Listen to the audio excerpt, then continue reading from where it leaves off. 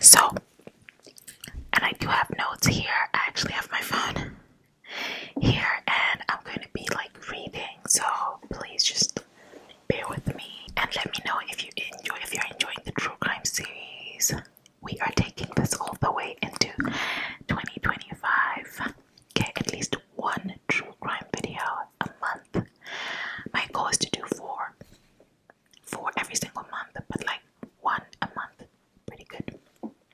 Okay, so Dresden, Greenwald's heist unfolded like a scene from a meticulously crafted crime thriller, blending precision, audacity, and a touch of chaos. In the pre-dawn darkness of November 25, 2019, a mysterious fire erupted in an electrical junction box near Dresden Historic Greenwald Museum. The blaze wasn't just a random vandalism, it was a carefully timed sabotage. By cutting off carefully timed power, the thieves plunged the surrounding streets into darkness and disabled parts of the museum's external security systems. This was the opening act of their master plan. The power outage, fire, and darkness created a window of vulnerability, allowing them to approach undetected. And with the street lights out, the area was cloaked in darkness, which delayed the recognition of the crime and slowed the response of the authorities. They had bypassed the museum's perimeter alarms, likely by prior reconnaissance, to identify vulnerabilities. That word trips me up. Recognizance. I feel like people in America say recognizance, right? Likely through prior recognizance to identify vulnerabilities. In the shadows, the gang made their moves. Armed with tools, they targeted a ground floor window. Using a saw, they expertly cut through iron bars, guarding the entrance, a process that may have taken hours if not for their preparation and skill. So it's very obvious that like these guys planned this, okay, and most likely did some practice runs. Okay. Once inside, they headed directly to the collection's most prized treasures, demonstrating an intimate knowledge of the vault's layout. Inside the ornate halls of the green vaults, the thieves didn't linger. They moved with military-like precision to their targets, displaying cases of containing treasured crafts from Saxony's royal family. X's flashed under dim emergency lights as they smashed through glass cases, ignoring alarms that would have terrified amateurs. Their objective wasn't just to grab everything in sight, but to collect the crown jewels of the collection: a diamond-encrusted brooch, a stunning jeweled sword hilt, and the famed Dresden white diamond. The thieves relied on simple tools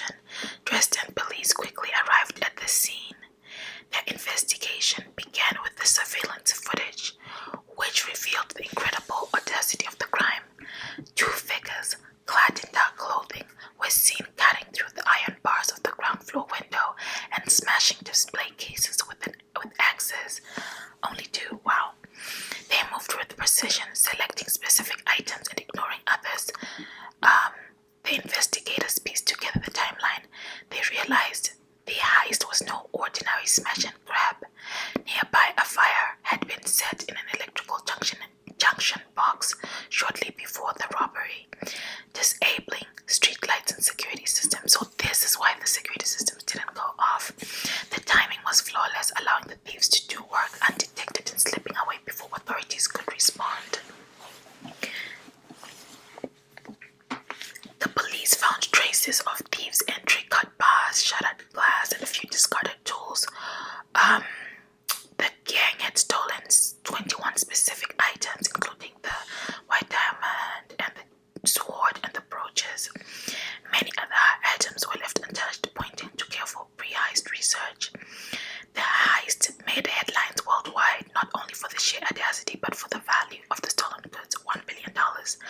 The pressure was immense on the German police. They launched an extensive operation enlisting art crime experts and monitoring international black market activities. That's one of the downsides of stealing something like art, because it's gonna be so hard. They got out like somebody's looking for it so much that it's gonna be difficult to sell. Months of investigation uncovered a link to the Remo clan, a Berlin-based crime family with a history of bold thefts. That's what you're doing over there in Berlin. In November 2020, so this is almost a year later, actually, because the initial robbery happened in 2019. In November 2020, Dresden authorities executed a series of raids across Berlin. Over 1,600 officers descended on properties linked to the Remo clan. The scale of the operation was unprecedented. Wow. Okay. DNA evidence, surveillance footage, and intercepted communications tied to several clan members to the heist. Arrests followed, and the suspects were charged with orchestrating one of the most significant art thefts in history. In 2020, so 4 years later, in 2023, as part of a plea deal, some of the stolen items were returned. The gleaming jewels, once thought lost forever, brought a small measure of relief, but much of the loot remains missing. Investigators fear the worst, that the treasures were dismantled or melted down, the historical significance erased forever. That's one thing about like metals and jewels and stuff, is sometimes they are valued very, very high pieces together, but when you tear it apart, it's not always worth that much. Sometimes the workmanship is what makes it so highly valued, not necessarily the raw material value of it. Even now, the heist remains both a cautionary tale and a testament to criminal ingenuity. The halls of Greenwald, once brimming with treasures, stand partly empty. Yeah, nobody's gonna trust you after that. A stark reminder how even the most secure even now, the heist remains both a cautionary tale and a testament to criminal ingenuity. The halls of Greenwald, once brimming with treasures, stand partly empty. A stark reminder of how even the most secure institutions can fall prey to daring thieves, and somewhere, perhaps hidden in the vault or dispersed across the continent, the rest of the stolen artifacts continue to fuel the mystery of one of history's greatest art heists. Wow.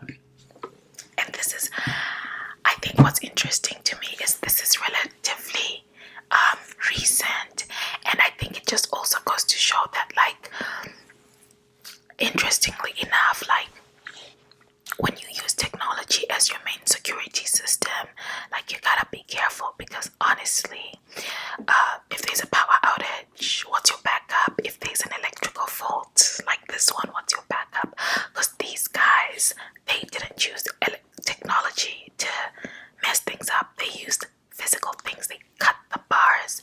They started a fire on the electrical unit box. They just did some old school thievery. And this is why you always have to get your security systems audited if you're going to be holding some of the most precious jewels in the world. Because, I mean, wow, that's the end of like a museum. That's the end of like your thing. That's your shtick, right? You display this valuable stuff to the whole world, and people can get to see some of the art pieces.